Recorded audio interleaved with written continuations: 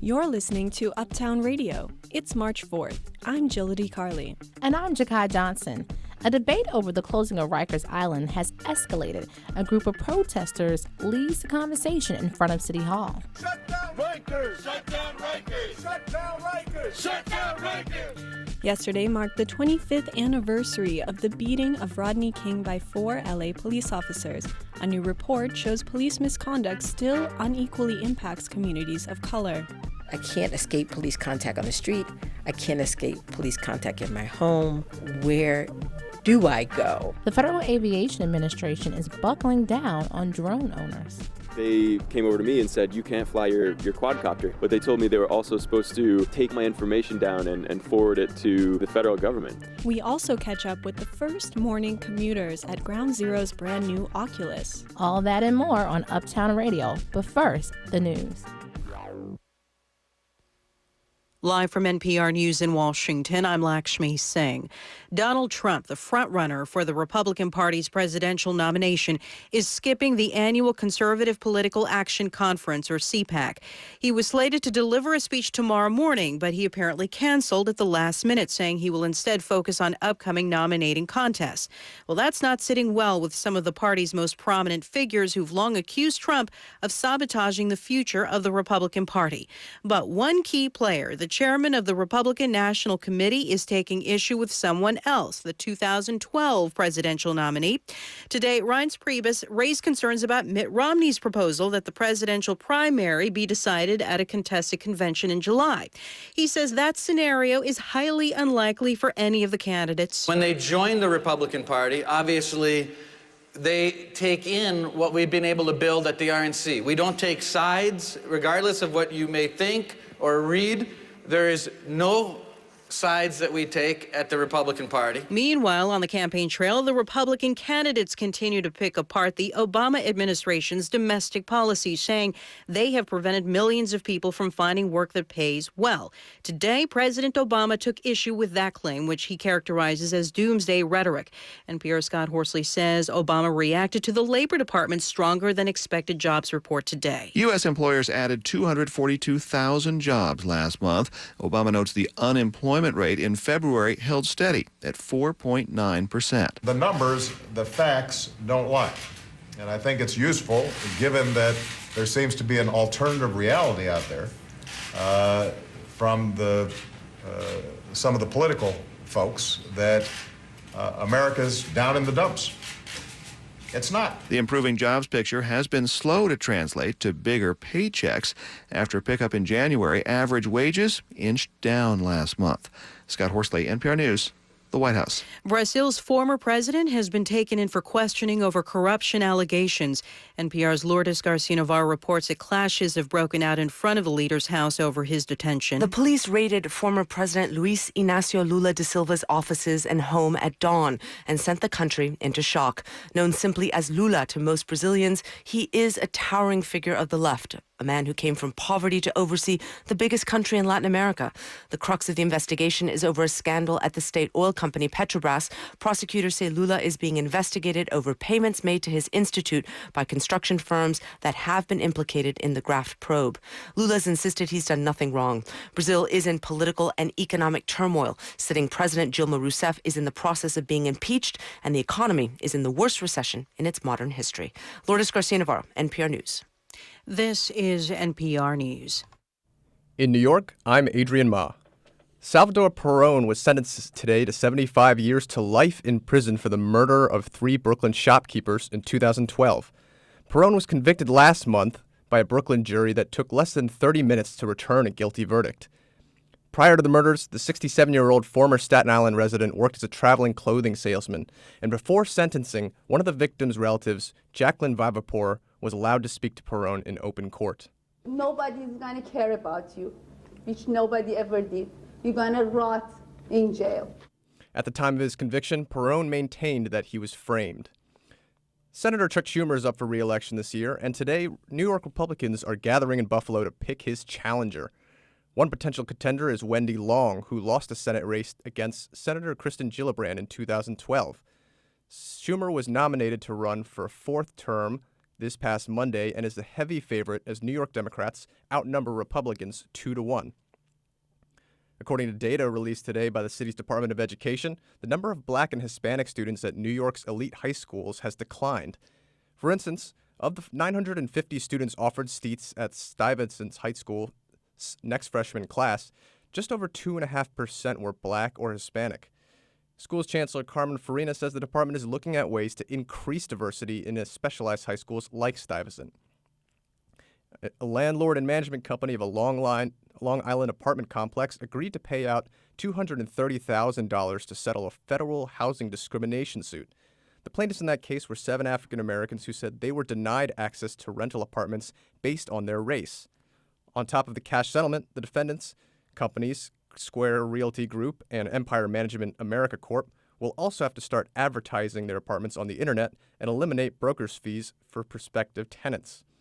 After a light dusting of snow this morning, New Yorkers can look forward to a mild weekend. I'm Adrian Ma, Columbia Radio News. You're listening to Uptown Radio. I'm Jakai Johnson. And I'm Jill DeCarli. The new World Trade Center Transit Hub officially opened yesterday afternoon to mixed reviews. The structure cost the Port Authority about $4 billion, about double what had been planned, and it took 5 years longer than expected to build. Aaron Galaxon caught up with the first morning commuters as they passed through the hub. At 7 a.m. in the financial district, the sounds of construction work are echoing through the central atrium of the structure. That's because it isn't quite finished, but you can see it has a peculiar design. This bed looks like a fish, the skeleton of a fish. They're saying it looks like fish bones. It's quite aquatic. Sometimes like a porcupine. It's like a skeleton, you know, like a bird skeleton. From outside it looks like I mean, to me it looks like the inside of fruit. I feel like Geppetto in here. Say it on From the radio. Pinocchio? Yeah, when they got swallowed up by the whale. Oh, yeah. Those last two voices belong to Julia and Steve.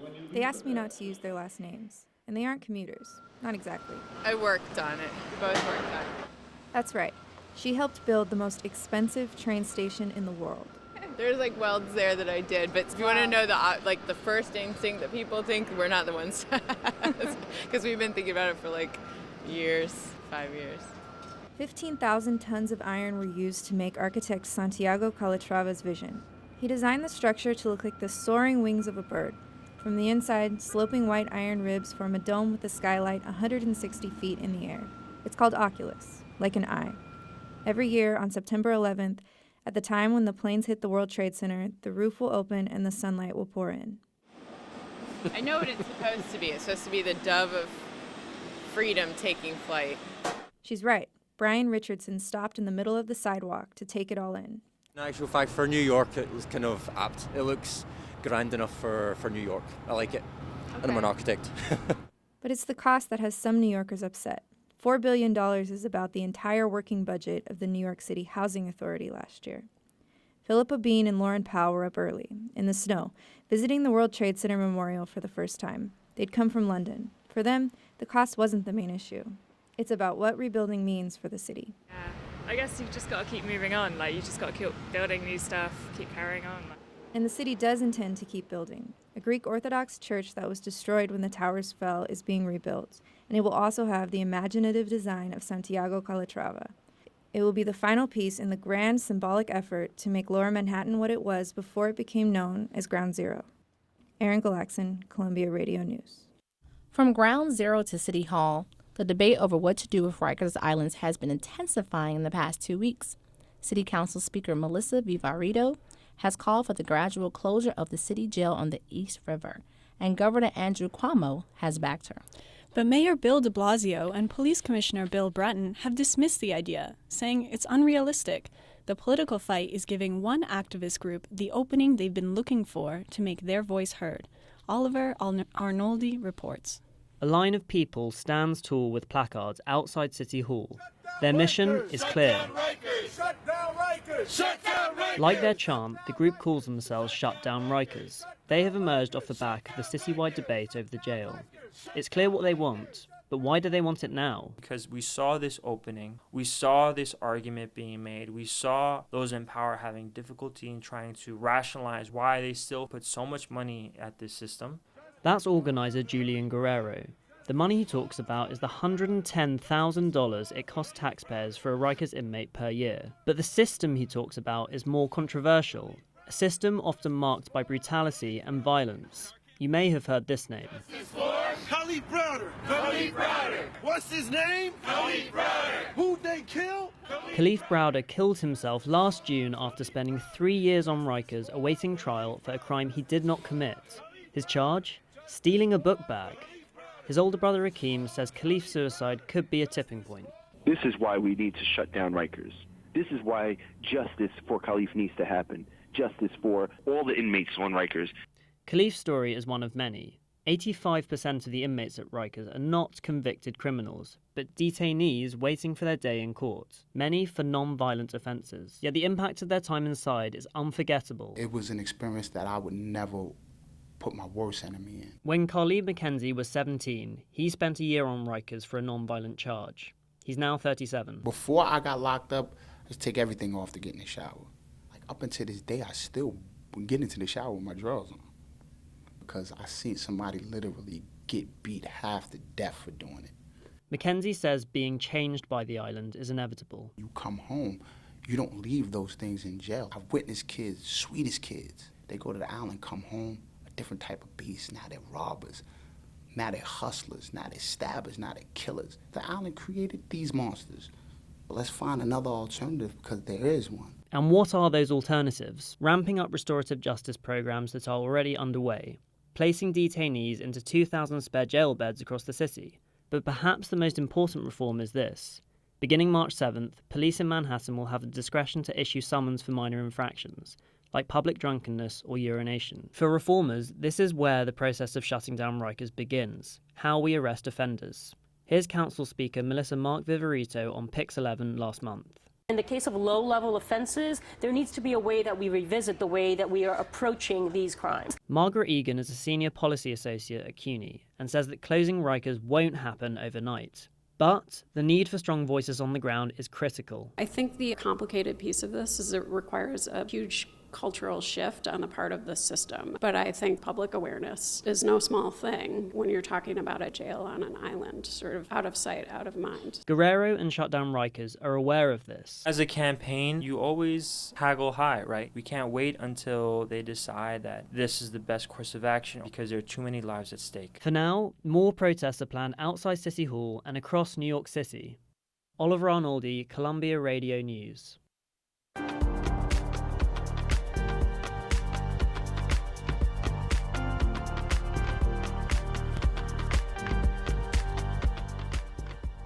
New York City is full of landmarks, some officially designated by the city, others are just landmarks in the eyes of neighborhood residents. As Jeffy Bernard reports, a group of people in East New York is trying to get an old dairy factory, known as the Borden Building, officially listed as a New York City landmark. There's a hulking brown brick building facing Atlantic Avenue in East New York. It's shuttered and abandoned, but what stands out are a couple of giant murals, 3 stories high on the front. They're made of tiles, and each shows a person standing next to a cow, a pond next to them, mountains in the back. This is the Borden Building, also known as the Empire State Dairy Building. And it's been an important part of the neighborhood since 1913. It hasn't been a working milk factory since the 50s, and now, under Mayor de Blasio's development plans, its future is even less certain.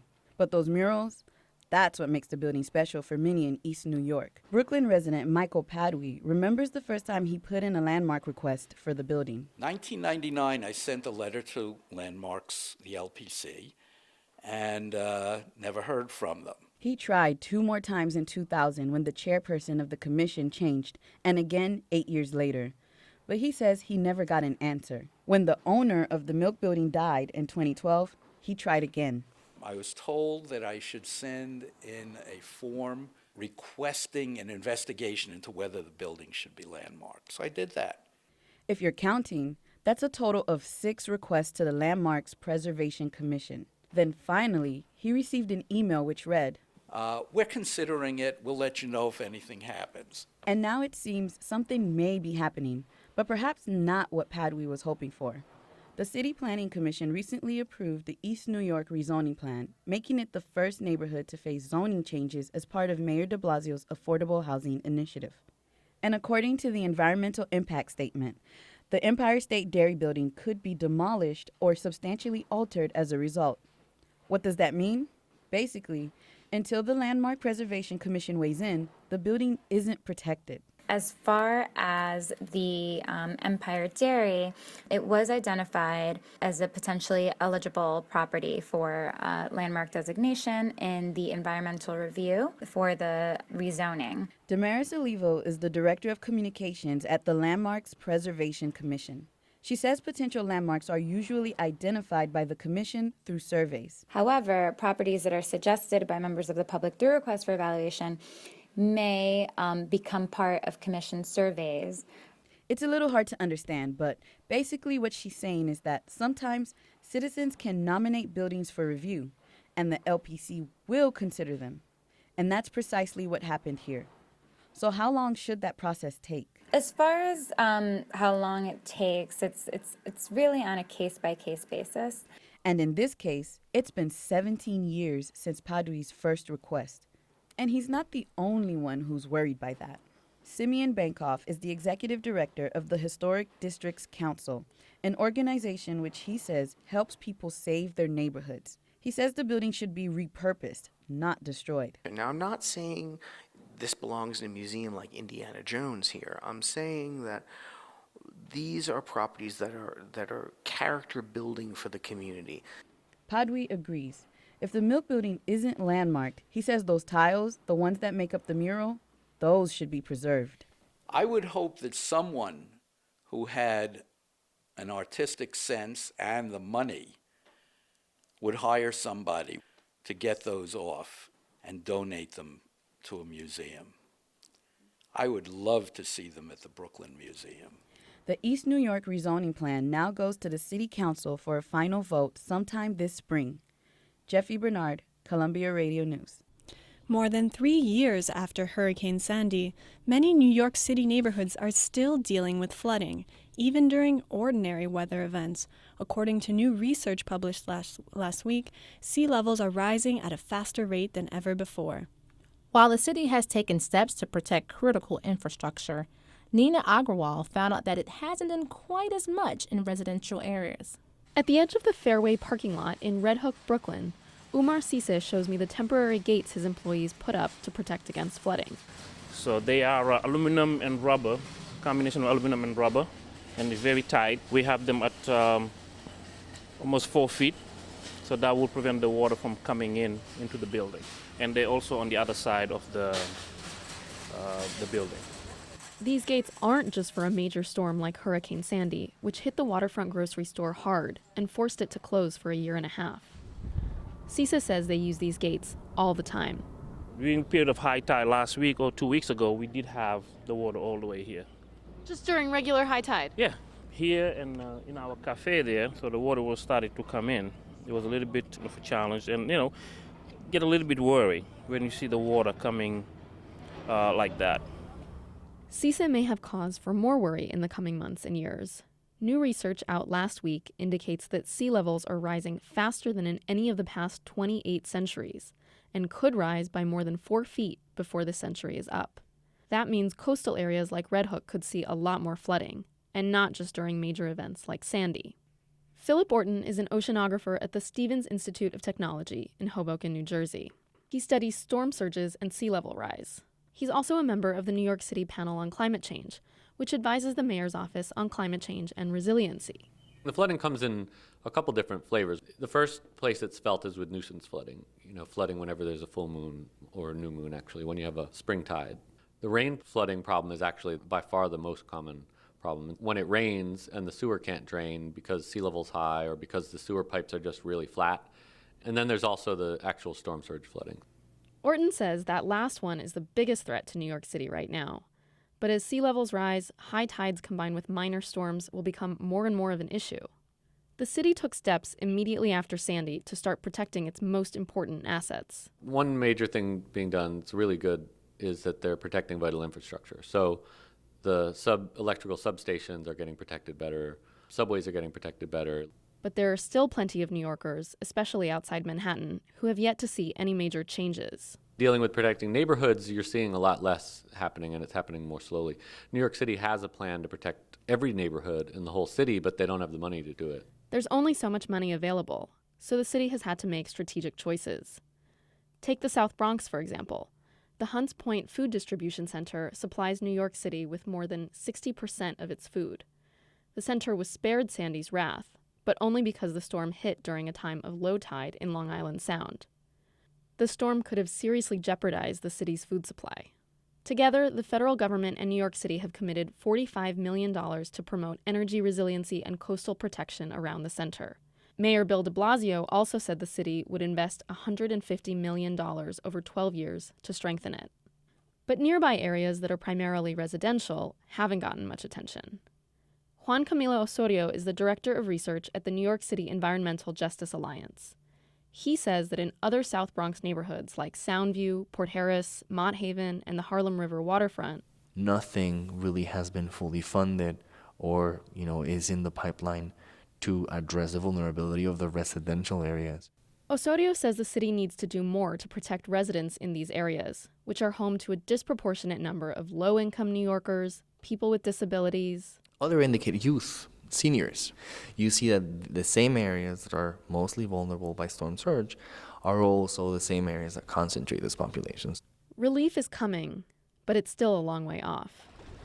Back in Red Hook, the city has been holding community meetings to discuss possible flood protection measures, like a seawall, pumps, or raised streets.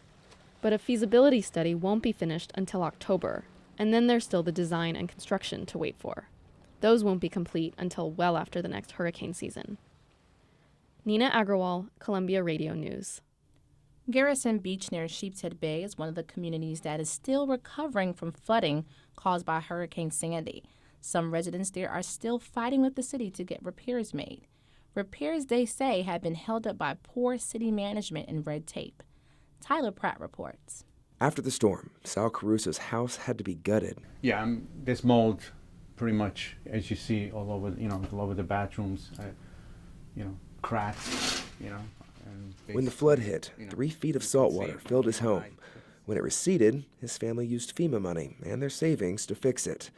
Then the mold showed up, and then their house started caving in.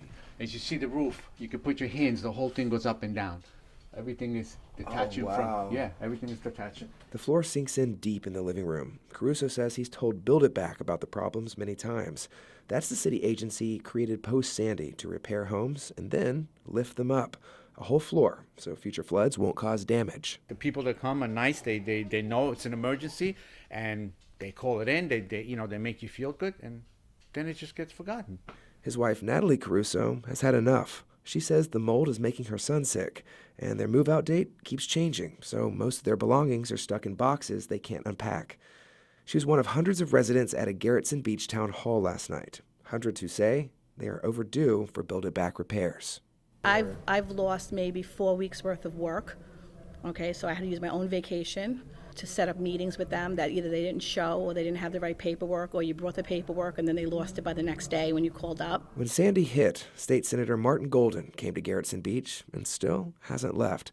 He's the one holding these town halls. We have a lot of work to do here, a lot of frustration here, and people have run out of patience and they want to get back in their homes. They're paying mortgages and they're paying rent. Residents say they can't afford to keep paying both.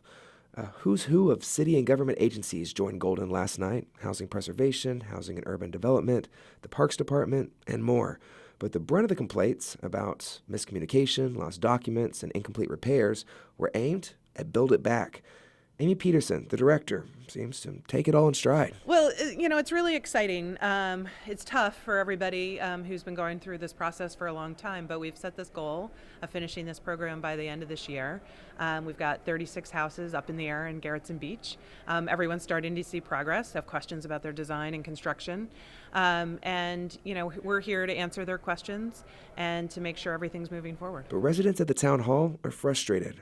Peterson says this is a hard program to run. No city, no one has ever tried to actually rebuild or repair 6,000 single-family homes in one municipality. Jeannie Costello says her family has been stuck too long, waiting to go home to a house that was supposed to be done in 94 days. When this opportunity came up, we figured it's a no-brainer. We're going to get a grant. We're going to elevate the house. And we were led to believe that it was a pretty painless process and that the house would be lifted. There wouldn't be much damage. After 6 months of construction, I finally got inside the house. Every wall was cracked. Every ceiling was cracked. The floor was cracked. So they basically had to redo the entire house again. This morning, she stands out in front of her house waiting on a final inspection so her family can move back in. But things don't look good. The house is not up to code because of a plumbing issue. The inspector offers advice and says it may be a quick fix. She called Build It Back, who say they hope to get to it today. Tyler Pratt, Columbia Radio News.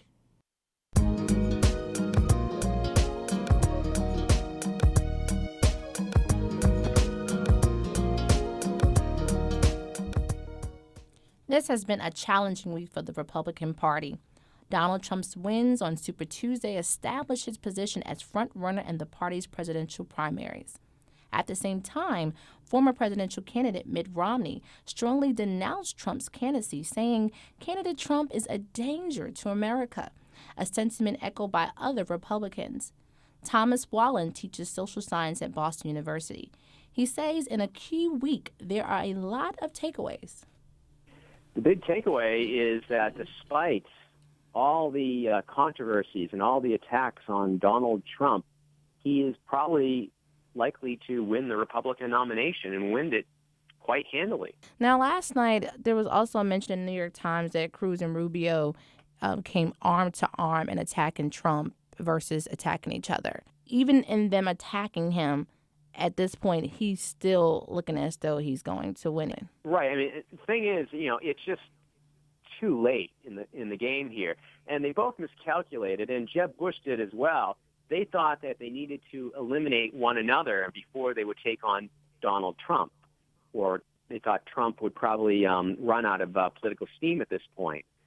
So they're directing their political fire here late in the game, where I think it's going to have no effect, because I think Trump has, in the Republican Party, has this dedicated group of supporters now who don't care what a Ted Cruz says or a Marco Rubio.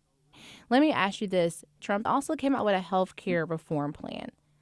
Do you think that speaks to the people as well? Is this his more substance plan that is providing policy now? Well, that's his attempt here, and this is more or less a response to his rivals who are basically saying, where is the beef in any of his policies? And he's putting forward this policy that basically, Paul Ryan put forth, earlier. And, this Republican obsession with doing away with the Affordable Care Act at this point. So there was also a mention last night about a contested convention. What does that mean? Everything comes back to high school, right? You're going to prom, you have your date, and then at the date, say, the party is your date, says, you know what? I've changed my mind. Now I'm going to pick someone here at the actual prom itself. Good luck to you. And, that to me is the perfect analogy, because, Trump has all the momentum going into the convention here, but if he can't seal the deal, then the party is going to toss him over and he'll pick someone else. Is that a way to take Trump out, or? Well, that's the only way to take him out at this point, but I think it's more wishful thinking. Basically, Rubio would have to win Florida, or Kasich would have to win Ohio. So the GOP doesn't really have any chance right now? They lost all credibility with its base, or this is it? Well, the party is just coming apart at the seams, and the so-called establishment isn't really an establishment because it's being pulled in different directions. Well, thank you so very much, Professor Thomas Whalen. My pleasure. Åsa Secker is far from home, but there's someone she always keeps close. I called my sister the other day. She lives in Stockholm, our hometown. She's only 2 years older than me, but we fought all the time when we were kids. There was a lot of competition and jealousy. When I was 17, she moved to Switzerland, just as we were starting to treat each other like adults instead of slamming doors in each other's faces. She married Gabrielle, the Swiss love of her life, and they moved to England. Almost 4 years ago, he got really sick. He had an acute psychosis, probably triggered by a depression that none of us knew he was suffering from. 5 months later, he was in Switzerland with his family, and I was in London trying to cheer my sister up. We'd been to dinner and were just about to get off the bus when her phone rang. I could see how something shifted in her eyes. As we were getting off, she started yelling in French, "Il a quoi? He's done what?" Seconds later, she's screaming on the sidewalk that Gabriel is dead. He's committed suicide in his brother's apartment. My first thought was, it's not true, they're wrong. He's going to start coughing soon, like in the movies. They're wrong, he's not dead. My second thought was, I need to make sure my sister doesn't run into the street. So I held her as hard as I could. She was screaming and she kept falling to the ground. My third thought was, I need to get her home. That night, it felt like I was all she had. Eventually, my sister took a sleeping pill, but I was afraid to fall asleep. What if she woke up and did something stupid? So I stuffed my mouth with candy because I thought the sugar might help me stay awake. Every night of the next week in Switzerland, she woke up crying. There was nothing I could say to make her feel better. So I held her and I stroked her hair. That week, she made me promise that we would never be like our parents. They're always fighting with their siblings. We are going to stick together. We are going to be there for each other. I remember every second of that night in London. The fear, the panic, how unreal it felt. How scared I was of being alone with her, of being responsible for her. So after that, I decided I never want to live far away from her again. I need to be close to her so I can come running if something happens. 3 years and 52 days later, I'm here in New York, all the way across the Atlantic, the opposite of close. But I also know that I need to live my life. It's what my sister wants. My sister who managed to get up and continue to live hers. My sister who I am insanely proud of. That night 3 years ago, everything changed. If you count the miles, we're further apart than we've ever been. But in every other way, we're closer than ever before. So what does it really mean when we say we'll always be there for each other? It means I know she would hold me and stroke my hair if I woke up crying. It means I know that when it counts, I'm there for her and she's there for me. It means I pick up the phone and call her, and for a few minutes, she's not far away across the Atlantic. She's right here with me. You're listening to Uptown Radio. I'm Jakai Johnson. And I'm Jilda DiCarli. On the second half of our show, there's been a lot of talk about the increase in heroin use, but overdoses from drugs like Valium and Xanax, known as benzodiazepines, have quadrupled over the last 2 decades. City officials try to expand a program that provides summer jobs for New York City teenagers. And we visit an anti-fair for independent artists. These stories and more coming up. But first, these headlines. In New York, I'm Shandukani Muraudzi. It's been almost 22 years since O.J. Simpson was acquitted for the murder of his ex-wife, Nicole Brown Simpson. But now, detectives are investigating a knife that was supposedly found at Simpson's former home during a demolition. Jeffrey Bernard reports. The knife in question came to light within the past month, but it was turned into a now-retired police officer over a decade ago. Captain Andrew Neiman is a spokesperson for the Los Angeles Police Department. He says the story is, the off-duty or retired officer was working in the area of the Rockingham estate, and he claimed that an individual who claimed to be a construction worker provided him with this knife, claiming that it was found on the property. But Neiman says the now-retired officer who had the knife held onto it until just recently. An LAPD crime lab is currently analyzing the knife. Neiman stresses the authenticity of the story of its discovery hasn't been confirmed. The department is also asking for the person who found it to come forward. Jeffrey Bernard, Columbia Radio News. The former president of Brazil, Luiz Inácio Lula da Silva, is being investigated for fraud. Federal police are looking into accusations that da Silva is involved in a widespread corruption scheme involving Petrobras, the state-owned oil company. Da Silva denies all allegations of corruption. His home was raided earlier this morning at 6:30. He was arrested. He was released from questioning after 3 hours today. Vladimir Putin has assured European leaders he is committed to the ceasefire that started last weekend in Syria. This is according to German Chancellor Angela Merkel. This comes after leaders asked Putin to use his influence over the Syrian government to stop the war. Earlier today, it was said that the ceasefire has decreased violence in the country so far.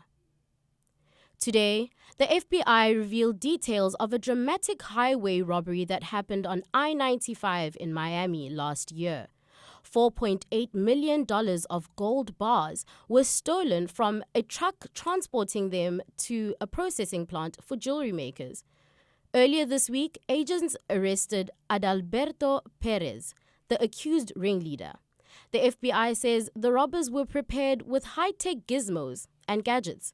They used a GPS tracker for the truck and had a remote-controlled pepper spray launcher to overcome the drivers.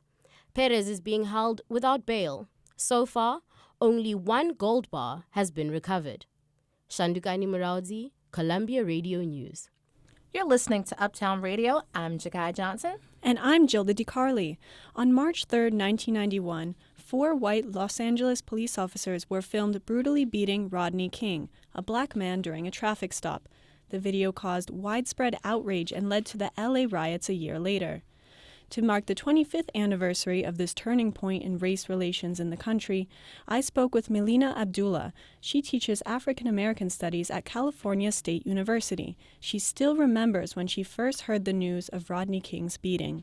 So I'm a teenager and I'm watching it on television. I do remember thinking that in the uprising that followed the acquittal of the officers who beat Rodney King, I do remember thinking, I hope it hits here.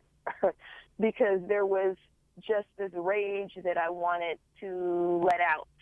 I understand that you're politically active as an organizer for the Black Lives Matter movement today, and I wanted to know, how much do you think about that Rodney King moment 25 years ago? I mean, I think about it, but I also think about, if we rewind the violence and the brutality and the absolute lack of humanity with which he was treated, you know, it's mild in comparison to some of the things that we see on television now. So I think that we think about the Rodney King moment as kind of a watershed moment, as really, I guess, Rodney King represented so many of us, and it was caught on video. So it ushers in a new moment. It really ushers in this period where, you know, we are with regularity catching the brutality and even the killings Black people are subjected to at the hands of the police on video. Do you think that things have gotten worse? We see this surge in police violence and the ways in which it's carried out. So it doesn't stop with beatings by batons, but actually killing the folks. I'm wondering if there's one case over the past few years that you think will resonate with us in 25 years. So we can think about Trayvon Martin, the acquittal of George Zimmerman, as being one that really kind of set off the Black Lives Matter movement. We were formed on the day that George Zimmerman was acquitted, so of course that's going to be one that resonates with us.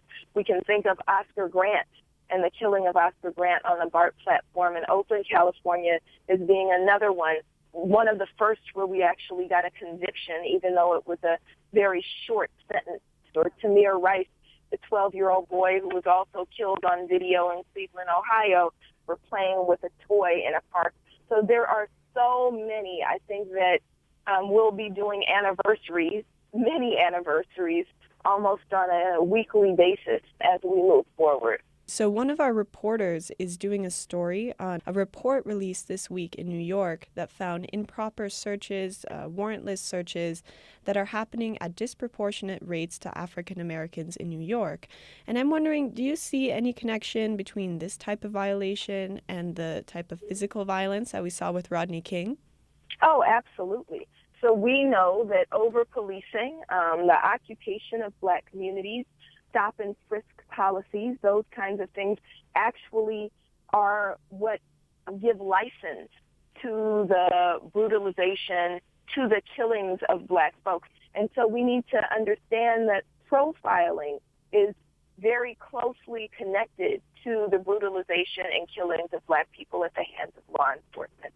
Thanks so much for speaking with me. Thank you for calling, and thank you for covering this. Melinda Abdullah is professor and chair of Pan-African Studies at California State University. Now more on that report from the New York City's Civilian Complaint Review Board, which found that many illegal searches are still disproportionately targeting African Americans. Katie Ferguson has more. If the New York City Police Department wants to search your apartment, there's a good chance they'll barge in, literally, between 5 and 6 in the morning. The force used when they enter somebody's house is really pretty massive. David Rankin is a civil rights attorney.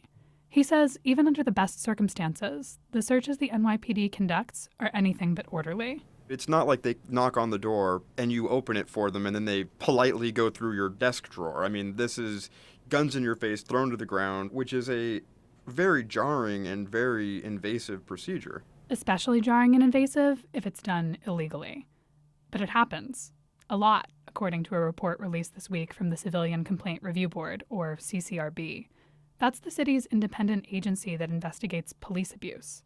The report found that in almost 200 cases, basic misunderstandings about the law resulted in home entries without consent, warrantless searches, which the Fourth Amendment is supposed to protect against. Improper entries into a person's home is one of the most serious violations of a person's constitutional right. Mina Malik is the executive director of the CCRB. She says it all comes down to training, and the CCRB investigation found a huge oversight there. The NYPD's guidebook for police officers is missing basic information on when it's legal to search someone's home. And most of these violations are taking place in the homes of people of color. Over half of the victims of improper searches are African American. The public loses trust in the police department when officers act unlawfully, but particularly it's most egregious when they violate the sanctity of a person's home. Dolores Jones Brown runs the Center for Race, Crime, and Justice at John Jay College. She says, like incidents of physical violence, improper searches contribute to the lack of trust between police and black communities. If the police come into your home and they're not supposed to be there, that's violence. It's not just it's a sense of being violated, but it is, and it's a form of violence. And that harm can be beyond repair. Hopefully, there won't be visible scars and physical injury, but the damage that it does to one's ability to trust the police is often irreparable. But the CCRB report offers some places to start. First, some near-term goals, like adding more body cameras, better enforcing existing protocols for lawful searches, and better training, or retraining. And civil rights attorney David Rankin agrees that any real change at the NYPD must begin from the inside. If there is found to be an improper search, or if there is found to be an improper execution of a warrant, there needs to be consequences to that. And that's really the way that the officer's behavior and the NYPD's kind of conduct will change. But Dolores Jones Brown at John Jay says that until those trainings happen, and until there's a broader cultural shift in police departments to value everyone's civil rights equally, black people may continue to feel unprotected by police, no matter where they are. The notion is, hey, I can't escape police contact on the street. I can't escape police contact in my home. Where do I go? So training may be a first step, and it's good that the CCRB has done this analysis. But now it's up to the NYPD to rebuild the trust that's been lost. Katie Ferguson, Columbia Radio News.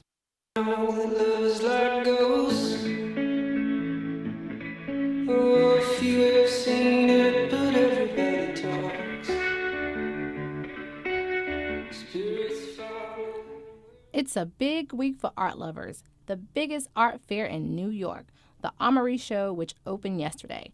The Armory showcases works from artists represented by more than 200 art galleries, but it doesn't feature artists who don't have a gallery representing them. Those independent artists are having an art fair of their very own. Osa Seeker reports.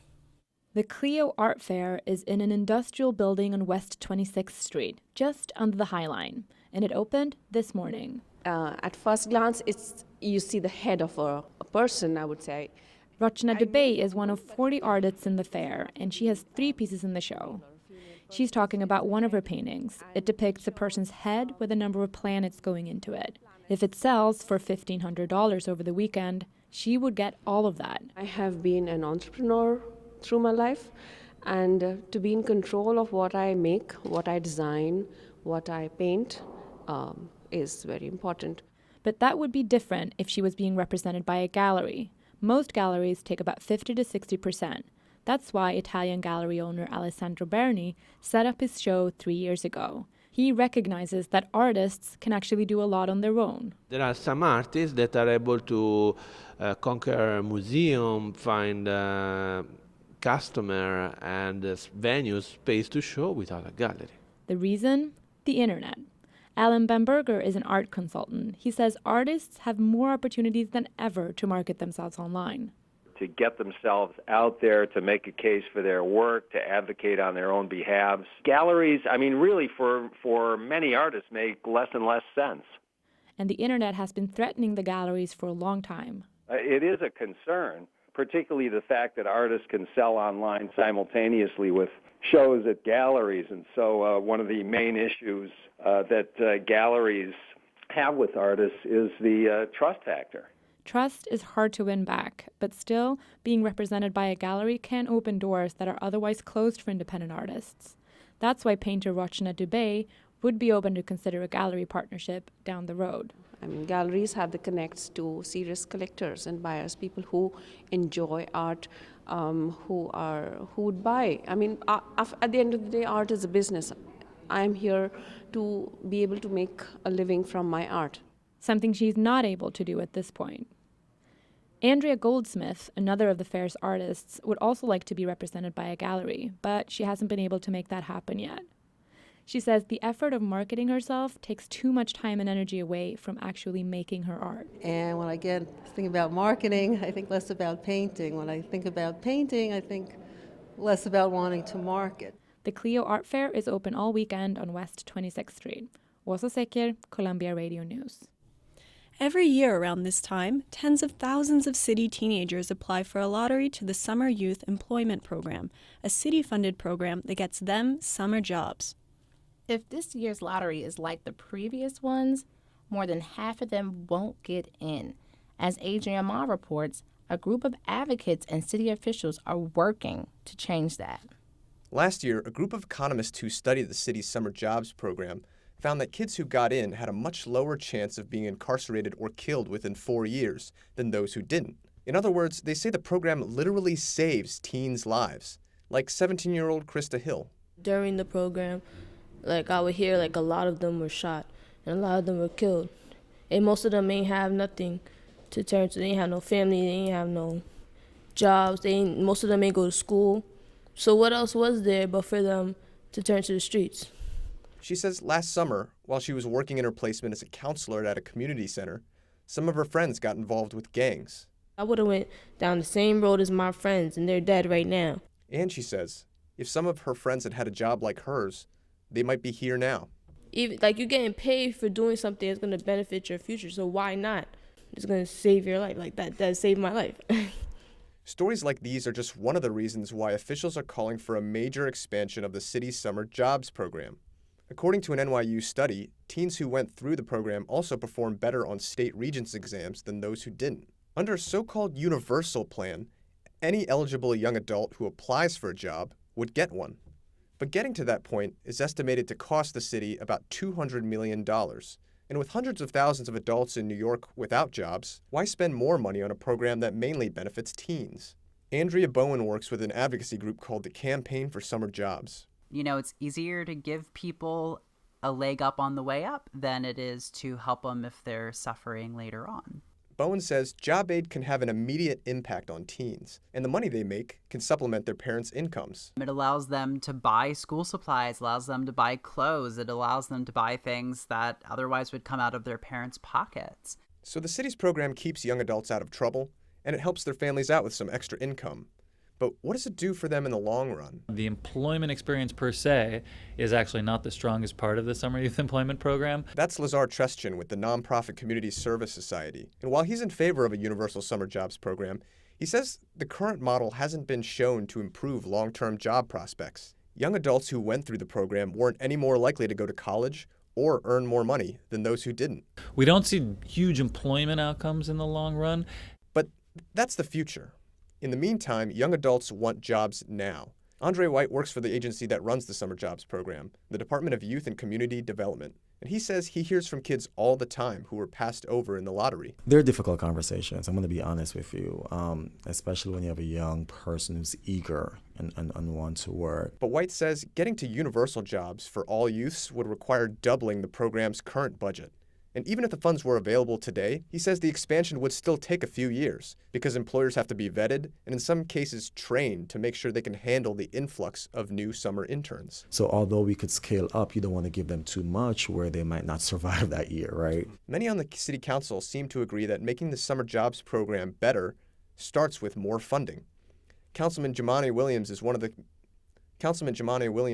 of several members spearheading the initiative. I think we have a chance to do it. Everybody seems to want to do it, so it's just about putting our money where our progressive mouths are. In other words, while the political will might be there, getting the funding will be a job unto itself. Adrian Ma, Columbia Radio News.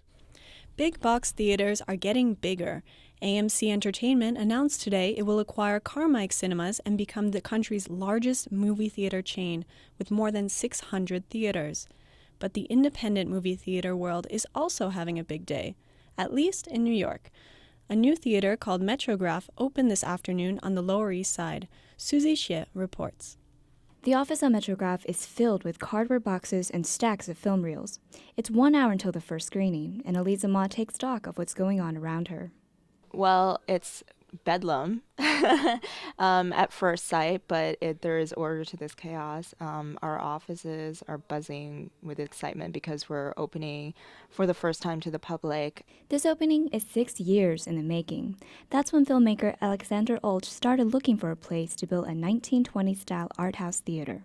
He found it at a former warehouse on Ludlow Street in the Lower East Side. There are 175 velvet seats made of reclaimed wood from Brooklyn. The building looks like a big box made of orange bricks, but there's nothing big box about what they're showing. As a place for cinema, we want to help and do our part in preserving the material that cinema is literally comprised of. She's talking about the strips of film that get threaded through a projector. For Ma, this adds something special to the viewing experience. It's a sort of almost an invisible performance behind you in the projection room.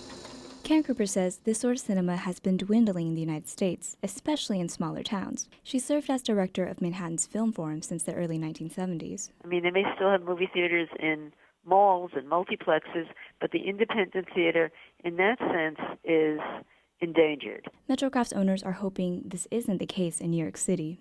The venue has its own restaurant and candy store, but at the end of the day, it's all about film. That's why visitors like Peter Rinaldi have come to the Metrograph. The first screening happens to be Taxi Driver, an iconic New York film at Manhattan's newest independent theater. Suzy Xie, Columbia Radio News. Personal drones are one of the hottest holiday presents in December. Some estimate as many as 1 million were sold. It has intensified the challenge for the Federal Aviation Administration to regulate drones in the airspace. Laura Gamba reports.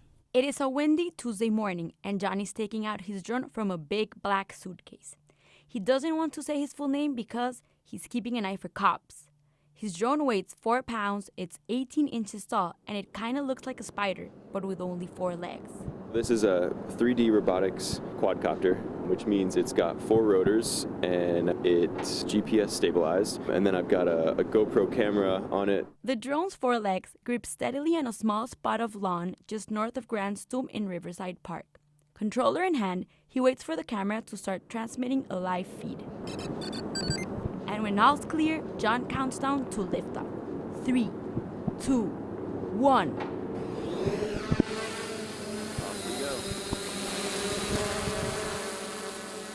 The 27-year-old manipulates the drone's route.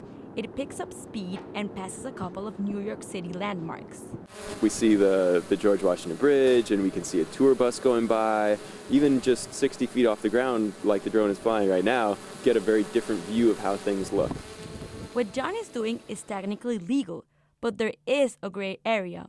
A month ago, he had a bad experience with cops in a park 1 hour north of New York City while he was flying his drone. And they said, nope, not allowed, absolutely not. You gotta put it away. And I tried to say, okay, I won't fly here. And they said, okay, yeah. But they told me they were also supposed to take all my information down and forward it to basically the federal government. but the government knows about John's drone. He's one of the 380,000 people the Federal Aviation Administration says have registered since December 21st. Mark Hood Gibson is spokesperson for the FAA. He says the agency started asking people to register when the airspace kept getting crowded with drones. We were concerned that this would become a hazard, was becoming a hazard. One of the key points of registration is that it allows the FAA to give owners of drones a few tips about safety. We provide information about airspace and how to properly operate their aircraft. If they're going to do it within the surroundings of an airport, we ask that they contact the airport. But aviation attorney Loretta Alcala is skeptical that the registration is going to help because many of the drones the FAA reports could be birds or balloons. A lot of the most popular drones are very small and very difficult to see, even from the ground.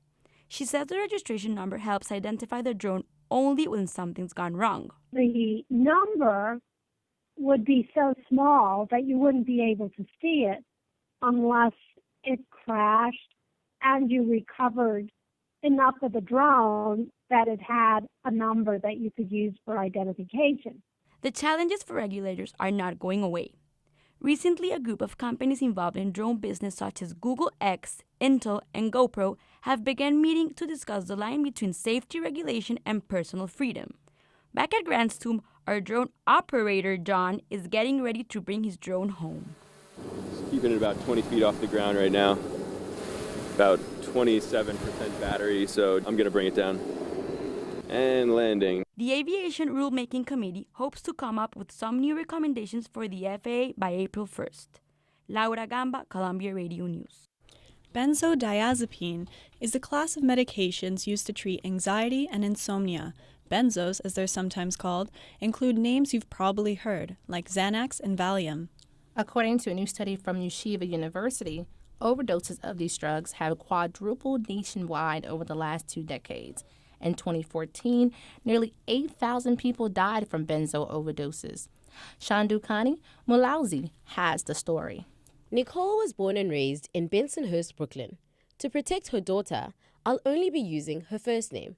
When she was 11, her parents separated. At 13, she started experimenting with drugs. First with alcohol, then marijuana, and soon she and a friend wanted to try Xanax. Her friend's mom gave them the pills for the first time. Very odd, right? She knew we wanted to try it, and she felt safer knowing we were getting it from her and we were in her house. By 14, Nicole was using Xanax daily. Then, when she was 17, she started having problems with anxiety, so her doctor prescribed it to her. I thought, oh, okay, I'm getting it from a doctor, it's okay. But it wasn't okay. Nicole was misusing her medication, and she says she knew it. So when she got pregnant at 19, she stopped taking Xanax and focused on raising her child. But last year, at 25, after 7 years of being clean, she started dating a man who was misusing painkillers. I started using benzos again along with opiates, and the opiates led to heroin. In New York City, in 2010, the most recent year for which data is available, nearly half of all accidental drug overdoses included the use of benzos. But they're only part of the problem.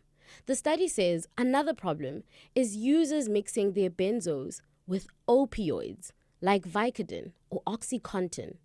Last week, public health officials from 20 states, including New York, signed a petition asking the FDA to put black box warnings on all opioids and benzos. Max Schwartzberg is a substance abuse therapist at the Resource Counseling Center of Bay Ridge. The center has 65 patients. Nearly half of them are being treated for the abuse of benzos. They've used it to come down from, some sort of binge or an episode of use. Schwartzberg says one reason accidental overdoses are becoming as common as they are is that users don't realize how much harm combining drugs on their own can do. He says even adding 0.5 milligram of one drug to another can have enormous consequences. It slows down your heart rate and breathing, and that's fatal. The study says another possible reason is the way prescriptions are written. Many doctors use prescription pads. This means they have no way of knowing if a patient is being prescribed more pills than they need. But starting later this month, the state health department will require all prescriptions to be done electronically, and e-prescribing comes with advantages. I discover that you are getting 2 different sleep medications, one from me and one from your primary care doctor. What's going on? That's Dr. Muskin. He's a psychiatrist at the Columbia University Medical Center. He says to fix the problem, doctors need to put their patients on medications for a limited period of time. The problem for some patients is it's never revisited. They love the drug. They're on it forever. They keep getting prescription after prescription. And no one ever says, do you really still need the drug? As for Nicole, she's taking another benzo now called Klonopin. It acts slowly, so it doesn't give her the buzz she used to get from Xanax. She's been sober for 6 months now, and she says she's proud of herself. I feel back to me. I feel like me again. It's a good feeling. I feel like I have life. Saving lives is what the FDA has pledged to do. In 2014, there were over 25,000 deaths from prescription drug overdoses. In response to the petition for black box warnings, the FDA says it will continue to monitor the mixed use of opioids and benzos. Shandukani Muraudzi, Columbia Radio News.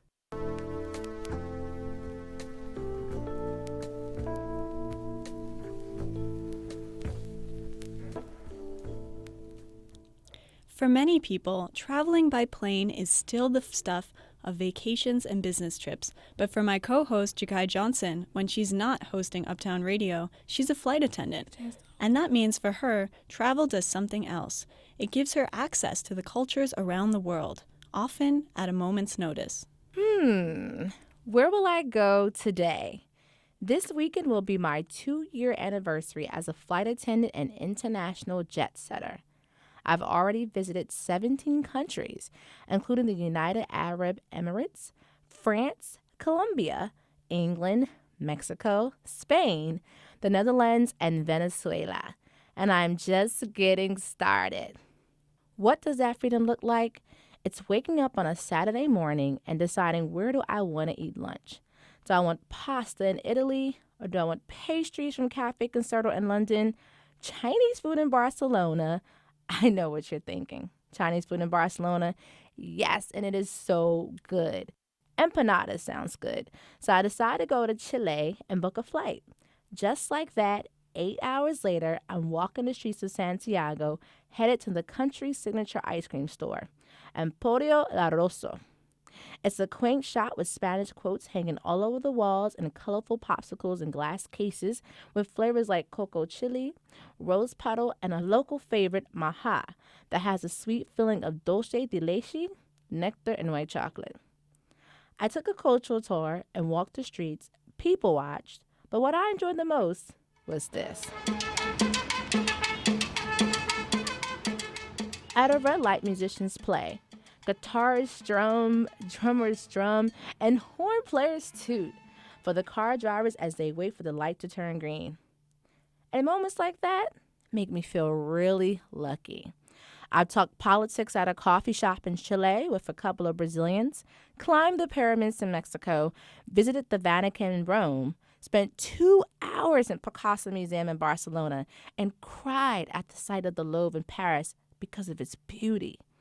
Traveling has made me more humble and understanding of others. I don't quite know what my life would be like without travel, but I know it's my escape route.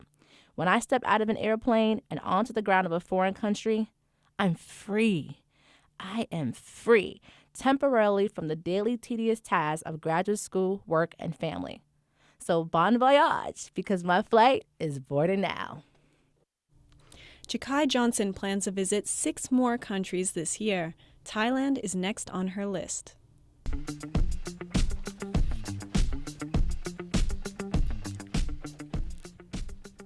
Well, that does it for this edition of Uptown Radio. We hope you enjoyed the show.